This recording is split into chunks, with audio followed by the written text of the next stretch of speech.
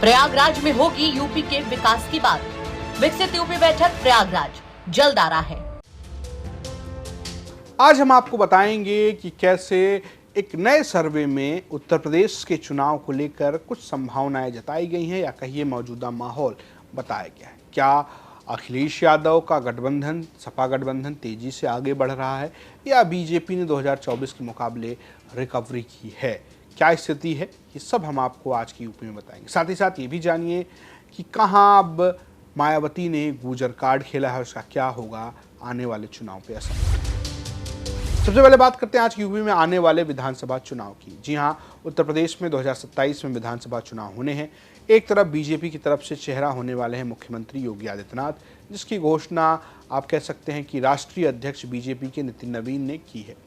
उन्होंने कहा है एक बातचीत में कि योगी आदित्यनाथ के चेहरे पर ही चुनाव लड़ा जाएगा। दूसरी तरफ समाजवादी पार्टी गठबंधन है या कहिए इंडिया गठबंधन, जिसमें कांग्रेस और सपा शामिल है, और इस गठबंधन के जरिए अखिलेश यादव उस चेहरे के तौर पर सामने हैं जो मुख्यमंत्री के दावेदारी कर रहे हैं। अब देखने वाली बात यह है कि चुनाव होता है तो क्या परिणाम सामने आते हैं। क्या अखिलेश यादव का पीडीए यानी कि पिछड़ा दलित अल्पसंख्यक या कहिए पी से पंडित जी या कहिए पीड़ित अपमानित, जो इस तरीके का एक गठबंधन वो बताते हैं, अपने गठबंधन का नाम बताते हैं, उन लोगों की जीत होगी या फिर बीजेपी चलेगी और बीजेपी के सहयोगी, चाहे वो आरएलडी हो, चाहे वो भाजपा हो या निषाद पार्टी हो, इनका पलड़ा भारी होगा। ये सब जानने का एक तरीका भी है। चुनाव तो वैसे असली रिजल्ट बताते हैं, लेकिन उससे पहले तमाम सर्वे ये जानकारी देते हैं कि अभी माहौल क्या चल रहा है। ऐसा ही एक सर्वे किया है वोट वाइब ने। वोट वाइब के सर्वे में कई सवाल पूछे गए, जिनकी हम आपको जानकारी देते हैं। वोट वाइब के सर्वे में ये पूछा गया कि क्या आपने तय कर लिया है कि आप किसे वोट देंगे। तो इसमें 64.4% लोगों का कहना है कि हाँ, उन्होंने पूरी तरीके से तय कर लिया है। वहीं आप बात करेंगे 19% लोग अभी इस बात का निर्णय नहीं ले पाए हैं कि वो किसे वोट करेंगे, और 8.7% लोगों ने तय ही नहीं किया है कि वो क्या करने वाले हैं, और 8% लोग ये मान रहे हैं कि अभी उनका कोई लेना देना, वो कह ही नहीं रहे, कुछ भी नहीं कह रहे। तो कुल मिलाकर ये है कि लगभग 64% लोग इस विचार को लेकर तय हैं कि उन्हें किस पार्टी, किस गठबंधन को वोट देना है। तो चलिए आगे बढ़ते हैं। अगला सवाल पूछा गया कि आपकी राय में उत्तर प्रदेश का अगला मुख्यमंत्री कौन होगा। योगी आदित्यनाथ, अखिलेश यादव, मायावती, प्रियंका गांधी। इसमें सबसे अधिक जो पॉपुलरता मिली है या कहीं लोकप्रियता मिली है वो योगी आदित्यनाथ को मिली है। वो 43.4% लोग इस सर्वे में कहते हैं कि वो योगी आदित्यनाथ को अगले मुख्यमंत्री के तौर पर देख रहे हैं। वहीं अखिलेश यादव को अगले मुख्यमंत्री के तौर पर देखने वालों की संख्या लगभग 35.5% है। वहीं मायावती को अगले मुख्यमंत्री के तौर पर देखने वाले लोगों की संख्या 5.9% है, और प्रियंका गांधी को बतौर मुख्यमंत्री देखने वालों की संख्या 3% है। ये मुख्यमंत्री के चेहरे को लेकर जो सर्वे में लोगों से सवाल पूछा गया, उसके आधार पर ये परिणाम सामने आए हैं। वहीं अगर हम बात करें अगले सवाल की, तो सवाल पूछा गया कि क्या आप 2027 में किस पार्टी या गठबंधन को वोट देंगे। तो बीजेपी गठबंधन यानी कि एनडीए गठबंधन को लोगों ने 41.8% लोगों ने कहा कि वो बीजेपी गठबंधन को वोट देंगे। वहीं समाजवादी पार्टी गठबंधन यानी इंडिया गठबंधन को 38.7% लोगों ने कहा कि वो सपा गठबंधन को वोट देंगे। वहीं 5.2% लोगों ने कहा कि वो बसपा को वोट देंगे। वहीं अन्य क्षेत्रीय दलों या निर्दलीय को 4% और लगभग 10.3% लोग ऐसे भी हैं जो अभी इस बात पर कोई निर्णय नहीं लिए हैं, कह नहीं सकते, ऐसी बातें कह रहे हैं। कुल मिलाकर यह है कि इस सर्वे की माने तो आज की स्थिति में मुख्यमंत्री योगी आदित्यनाथ ज़्यादा लोकप्रिय चेहरे के तौर पर नजर आते हैं। हालांकि अभी चुनाव में बहुत कुछ होना बाकी है। इस चुनाव में जो मुख्य तौर पर मुद्दे नजर आ रहे हैं, उस पर विपक्ष बीजेपी को राम मंदिर चढ़ावा चोरी पर घेरता नजर आ रहा है। दूसरी तरफ आरक्षण हटाओ आंदोलन भी चल रहा है, जिसमें इस आंदोलन के मुख्य चेहरे हर्ष दुबे के साथ डिप्टी सीएम ब्रजेश पाठक ने एक बैठक की, और इसके बाद अखिलेश यादव का वो एक बयान जिस चुनाव में आगे चलकर भी बड़ा होने वाला है, वो ये है कि आरक्षण था, आरक्षण है और आरक्षण रहेगा।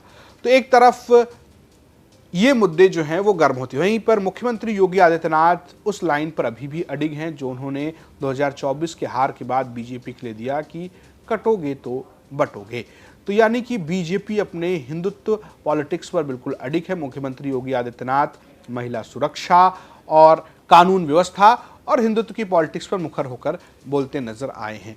खासकर अगर आप देखिए कि जिस तरीके से हनुमानगढ़ी में दर्शन करने के बाद अजय राय एक निषाद पार्टी कार्यक्रम में गए जहां पर मछली भात का आयोजन किया गया, उसको लेकर भी मुख्यमंत्री ने मंच से उन पर निशाना साधा था। तो मुख्यमंत्री बिल्कुल एक तरीके से इस बात को लेकर साफ नजर आ रहा है कि बीजेपी महिला सुरक्षा, हिंदुत्व और अपने किए हुए विकास के काम को आगे कर चुनाव लड़ रही है। वहीं पर अगर आप विपक्ष की बात करेंगे तो अखिलेश यादव का नारा पीडीए का है, यानी कि पिछड़ा दलित अल्पसंख्यक के साथ वो पी से पंडित जी का भी नारा दे रहे हैं और कह रहे हैं कि जो पीड़ित है वो हमारे साथ है। साथ ही बात आरक्षण की भी है, बात जाति जनगणना और सामाजिक न्याय की भी है। कुल मिलाकर अभी बहुत सारे मुद्दे चुनाव में आने वाले हैं, लेकिन फिलहाल की स्थिति जो है वो ये सर्वे में इस तरीके से दिखाया गया है। अब बात कर लेते हैं मायावती की। मायावती की पार्टी बसपा लगातार एक एक करके एक विधानसभा पर अपने प्रत्याशी घोषित कर रही है। ऐसे में जेवर में भी एक प्रत्याशी की घोषणा की गई और वो नाम है सतवीर सिंह नागर का। जी हां, गुर्जर समुदाय से आने वाले सतवीर सिंह नागर को जेवर से बसपा ने अपना प्रभारी घोषित किया है। बीजेपी दरअसल बसपा प्रत्याशी घोषित नहीं करती, वो प्रभारी घोषित करती है और बाद में प्रभारी ही बतौर प्रत्याशी नामांकन करते हैं। इस रैली में आकाश आनंद पहुंचे और आकाश आनंद ने इस बात की घोषणा की। आकाश आनंद लगातार उत्तर प्रदेश में धीरे धीरे अलग अलग इलाकों में रैली कर रहे हैं। उनकी रैली में क्या स्थिति थी आप तस्वीरों में देख सकते हैं, लेकिन प्रत्याशी का क्या महत्व है और प्रत्याशी कितना असर डालेगा इस चुनाव में और क्या है उनका गुर्जर समीकरण, वो समझा रहे हैं वरिष्ठ पत्रकार सैयद कासिम। यूपी तक की टीम मौजूद है जेवर में, जेवर के धनकौर में। दरअसल यहाँ पर कुछ देर पहले आकाश आनंद जो कि राष्ट्रीय संयोजक है बसपा के, वो पहुंचे थे और ऑफिशियली रूप से जो है आज प्रत्याशी की घोषणा भी उन्होंने कर दी। यहाँ से अब बसपा के टिकट से सतवीर नागर जो है वो चुनावी मैदान में आपको अगले साल जो है वो दिखेंगे। लेकिन आज की रैली कितनी महत्वपूर्ण थी, क्योंकि गौतम बुद्ध नगर ये ज़िला जो है ये बेसिकली मायावती का ज़िला रहा है, यहाँ उनका पैतृक निवास भी है। तो ये उस लिहाज से आज कितनी ज़रूरी थी, कितना कैसा इसका असर रहा, आइए जानते हैं। हमारे साथ वरिष्ठ पत्रकार सैयद कासिम जी है। कासिम जी, स्वागत है आपका यूपी तक। थैंक यू गौरव भाई, वेरी शुक्रिया, बहुत शुक्रिया आपका। तो आज जो है सबसे पहले मुझे ये बताइए कि आज तो चलिए ऑफिशियली प्रत्याशी का जो है घोषणा भी हो गया, लेकिन आज की रैली यहाँ पर कितनी महत्वपूर्ण थी? देखिए, महत्वपूर्ण इसलिए है कि मायावती जब मुख्यमंत्री थी तब भी और जब मुख्यमंत्री नहीं रही तब भी ये हिस्सा मायावती का घर है।